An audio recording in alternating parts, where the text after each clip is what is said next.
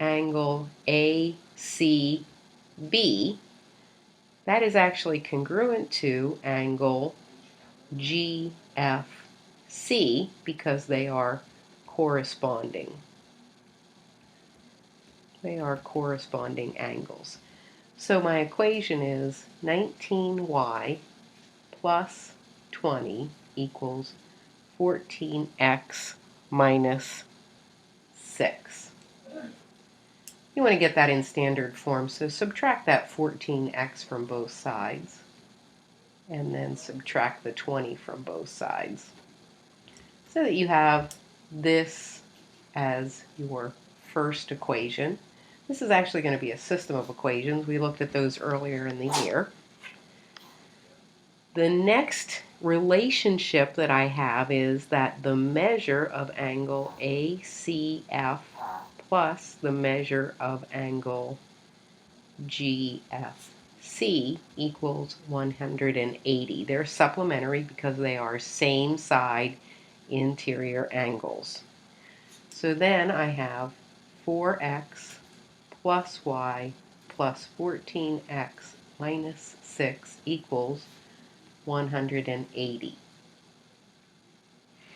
So I add those together, I get 18x plus y equals 186. So here's my second equation. Remember, when you want to solve a system of equations, you have to eliminate a variable or use substitution. So I think I'll use elimination on this one. I'm going to multiply this second equation, each term, by negative 19. So when I multiply that by negative 19, I'm going to get minus 342x minus 19y equals negative 3,534. The first equation I'll leave alone, so I have 14x plus 19y equals negative 26. When I add these together, these cancel, and then I get, sorry, that's a negative there, I get negative 356x is equal to negative 3,560. Divide both sides by negative 356, and you get that x is equal to 10. Once you get the value of x, you take that and you substitute it into one of your original equations and then find the value for y. So if you substitute 10 in, you have 18 times 10 plus y equals 186. So 180 plus y equals 186. So y equals 6. So there are your values for x and y. Remember, this is a system, so these are two linear equations, and they intersect in the coordinate plane at the point 10, 6. So 10, 6 is your answer for that system of equations. The next question gives you a diagram. It says, using the diagram, find the value of x and the measure of each angle. So it's a triangle. You should remember that the sum of the interior angles of a triangle is 180.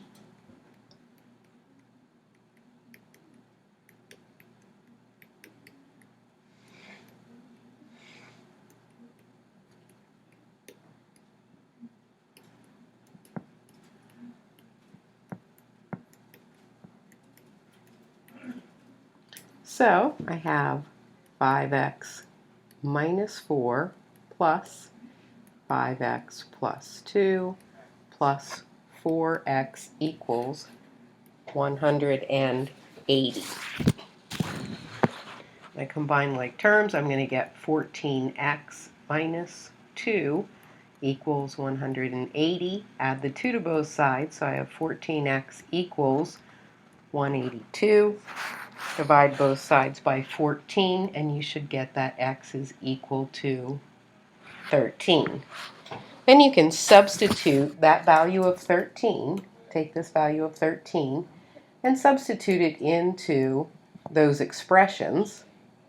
So 5 times 13 minus 4 is 61 degrees. 4 times 13 is 52 degrees. And finally, 5x plus 2 is 67 degrees. Question 7 asks you to find the values of those missing angles. When you look at this, you should recognize that 142 and y are supplementary. They're actually a linear pair, so they equal 180. So 142 plus y equals 180. So y is equal to 38. So you can fill in that value of 38 degrees there. Then the figure is actually a quadrilateral, so the sum of the interior angles, 38 plus 25 plus 92 plus x, is equal to the number of sides, 4 minus 2 times 180. So when you add those up, you get 215 plus x is equal to 2 times 180, which is 360. So x is equal to 145 degrees. So those are the values for x and y in this problem. Problem 8 asks, what is the measure of each interior angle of a regular dodecagon? So when you read that, you have to remember, how many sides does a dodecagon have? Excuse me, a dodecagon has 12 sides. So the formula, n minus 2 times 180 over n, then is equal to 12 minus 2 times 180 over 12. That gives me 10 times 180 over 12, which is 150 degrees. So the interior angle measure of each angle, and remember we have that word regular there, which means that all of the sides are congruent and all of the angles are congruent. Question number 9 asks, what is the sum of the interior angles of a 25-agon? So that means I'm going to take n minus 2 times 180, and that will give me the sum of those interior angles. So 25 minus 2 times 180 is equal to 23 times 180, which should be 4,140 degrees. Question 10 asks the sum of the measures, or tells you the sum of the measures of 3 of the exterior angles of a quadrilateral is 275. What is the measure of the fourth?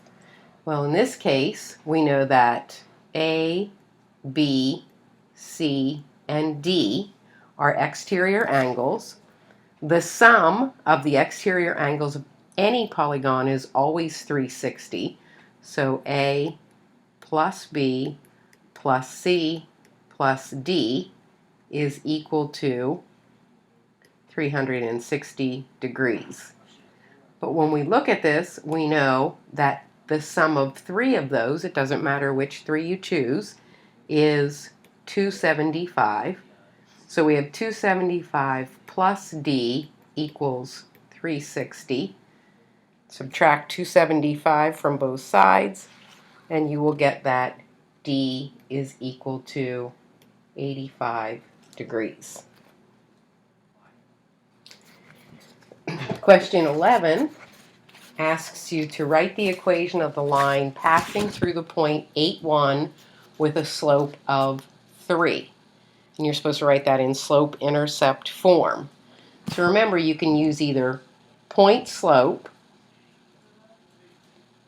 so point slope equation is y minus y1 equals m times x minus x1, or you can use slope-intercept. I don't care which one you use, as long as you can get the equation of the line, which is y equals mx plus b. So when you look at the information given, m is equal to 3. That's the slope. And the point x1, y1 is the point that you're given. You can substitute those into either point slope or slope intercept. So I have y minus 1 is equal to 3 times x minus 8.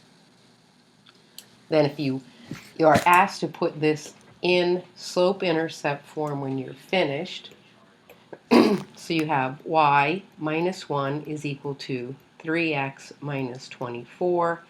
Add the 1 to both sides and you get y is equal to 3x minus 23. If you choose to use slope-intercept, you're just going to substitute 8, 1 in for x and y and 3 in for m. So you have 1 is equal to 3 times 8 plus b. So 1 is equal to 24 plus b. Subtract the 24. Negative 24 is equal to b. So in this case, now you have the y-intercept and you have the slope. So you can just write that in slope-intercept form. So y is equal to 3x minus 23. And you'll see you get the same answer no matter which one you choose.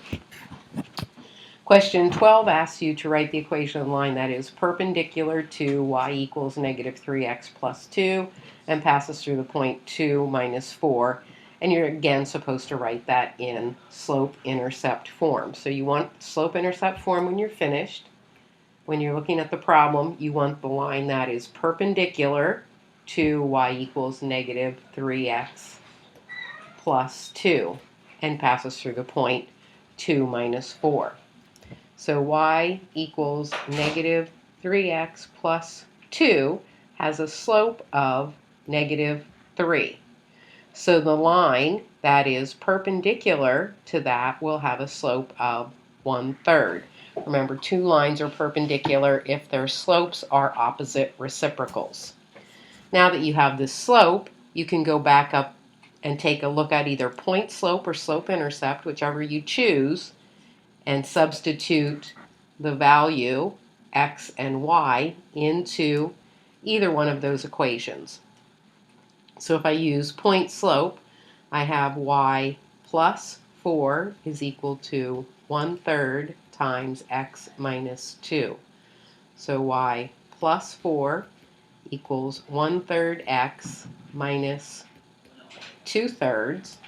Subtract the 4 from both sides, you have y is equal to 1/3 x minus 2/3 minus 4. So of course when we're at this point we have to combine like terms on the right hand side.